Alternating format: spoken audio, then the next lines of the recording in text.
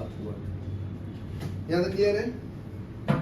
अभी देखो, अगर एक वायर है जिसमें से करंट जा रहा है आई, ठीक है, तो आई का डायरेक्शन ऊपर है, और अगर मैग्नेटिक फील्ड में आउटवर्ड दे दूं, ठीक है, तो फोर्स किधर लगेगा? इनवर्ड की तरफ। ठीक है, ये वायर 1 है, ये वायर 2 है, दोनों में करंट अपवर्ड जा रहा है ना।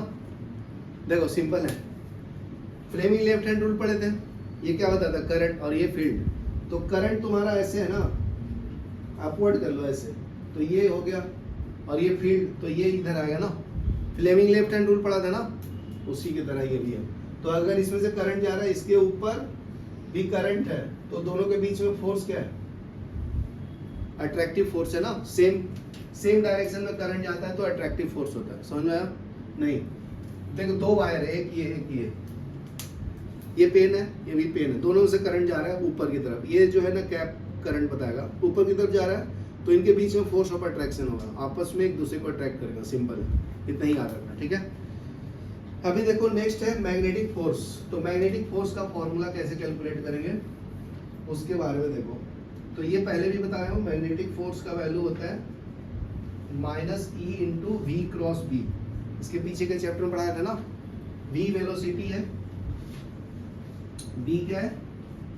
मैग्नेटिक फील्ड है, और ये Q के जगह पे चार्ज भी लिख सकते हो। तो Q क्या है तुम्हारा? यहाँ पे इलेक्ट्रॉन है। तुम्हें फॉर्मूला बताया था F = Q × V cross B। ठीक है, Q क्या है यहाँ पे? चार्ज।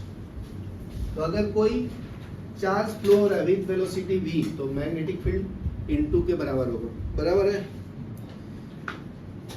तो उसके ऊपर टोटल फोर्स जो लगेगा ना, वो होगा आपका इलेक्ट्रिक फील्ड का बराबर और मैग्नेटिक फील्ड के बराबर। तो Q × E plus V cross B होता है। ठीक है, इसको अगर मैं मल्टीप्लाई कर दूं तो Q × E plus Q × V cross B।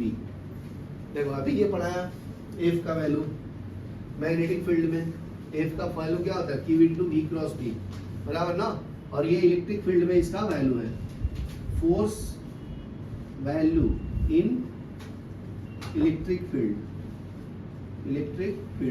और ये क्या है? Force in magnetic field. तो दो टाइप्स के फोर्स लगेंगे, एक इलेक्ट्रिकल फोर्स और एक मैग्नेटिकल फोर्स। यहाँ तक लिखो, फिर आगे बढ़ते हैं।